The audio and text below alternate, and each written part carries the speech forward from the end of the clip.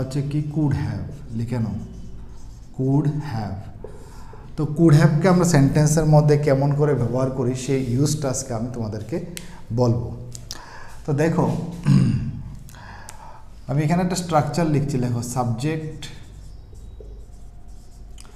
Plus could have plus ভার্বের third form plus object. যখনই দেখতে পারবে সেন্টেন্সের মধ্যে কুড হ্যাভ লেখা রয়েছে, কী লেখা রয়েছে? কুড হ্যাভ, তখন মনে রাখবে, তখন অবশ্যই তোমরা খেয়াল রাখবে এটা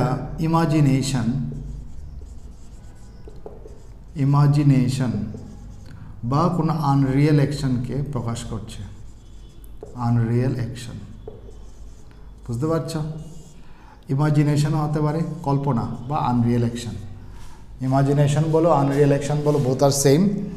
তো আমার কথার উদ্দেশ্য কি, যদি সেন্টেন্সের মধ্যে কখনো তুমি কুড হ্যাভকে দেখো, কুড হ্যাভ লেখা রয়েছে, কুডের পরে হ্যাভ লেখা রয়েছে, তখনই মনে রাখবে এটা তোমাকে একটা কাল্পনিক কিছু একটা বলবে, যেটা নাকি পাস্টে হয়েছিল। কখন হয়েছিল?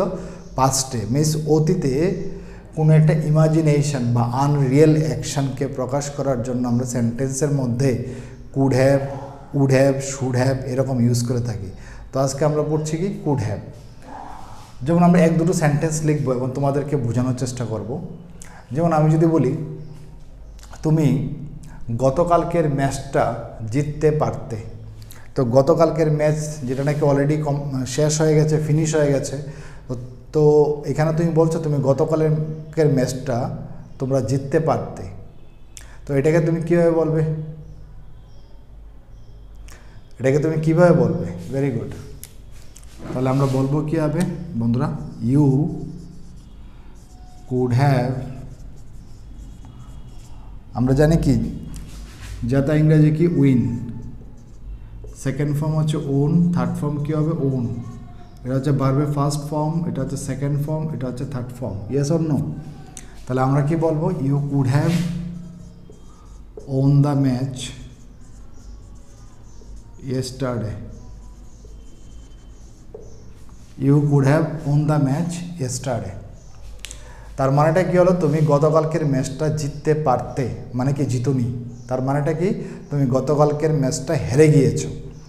ধরো কেউ তোমার কাছে আসলো, ও ম্যাচটা মানে জেতার কথা ছিল বাট হেরে গেছে, তো তুমি ওকে বলছো যে তোমরা গতকালকে ম্যাচটা জিততে পারতে। তো পারতে মানে কি? এটা পাস্টের একটা unreal action, yes or no, বা ইমাজিনেশন, কল্পনা, জিততে পারতে মানে জিতেনি। তাহলে you could have won the match yesterday. তুমি পরীক্ষার রেজাল্টটা ভালো করতে পারতে, তাহলে কীভাবে লিখবে? You could have scored good marks in the exam. ঠিক আছে, you could have scored good marks in the examination, মানে তুমি পরীক্ষার ফল ভালো করতে পারতে কিন্তু করনি। তো সেই ক্ষেত্রে আমরা কুড হ্যাভকে ইউজ করতে পারি। ঠিক আছে, আমি যদি বলি তুমি মনে করো কেউ ফেল করে গেছে পরীক্ষার মধ্যে, তো তুমি ওকে বলছো তুমি পাস করতে পারতে, কিন্তু সে পাস করেনি। ইমাজিনেশন, পাস্টের কোনো আনরিয়েল অ্যাকশন যেটা নাকি হয়নি বা ঘটেনি, দ্যাট মিনস সে পাস করেনি, দ্যাট মিনস ও ফেল করে গেছে। তুমি বলছো যে তুমি এক্সামটা পাস করতে পারতে, তাহলে কীভাবে লিখবে ইংরেজিতে? You could have passed the exam, you could have passed the examination. ঠিক আছে বন্ধুরা, লিখে নাও তোমরা প্লিজ।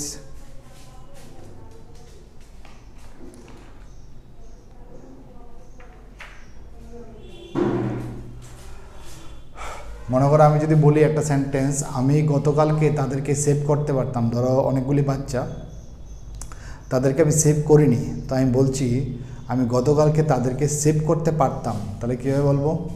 আমি পারতাম, তাহলে I could have saved them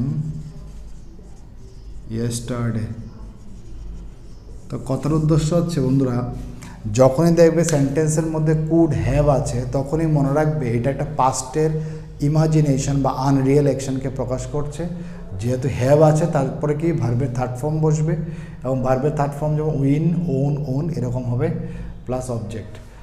তো এখানে আমি 4টা সেন্টেন্স দিয়ে তোমাদেরকে কনসেপ্টটা বুঝিয়ে দিলাম যে কুড হ্যাভকে আমরা পাস্টের আনরিয়েল বা ইমাজিনেশন বা কল্পনা, কাল্পনিক অর্থে আমরা ব্যবহার করে থাকি। তো আজকের ভিডিওতে এতটুকুই। নেক্সট ভিডিওতে আমরা নেক্সট ইউজ নিয়ে আসবো হেল্পিং ভার্বের। তো বন্ধুরা, যদি ভিডিওটি ভালো লেগে থাকে তাহলে অবশ্যই লাইক করবে, সাবস্ক্রাইব করে দিও এবং সকলের সাথে শেয়ার করে দিও। তো আজকের জন্য এতটুকুই। Thank you, have a good day, wish you all the best, bye bye, tata.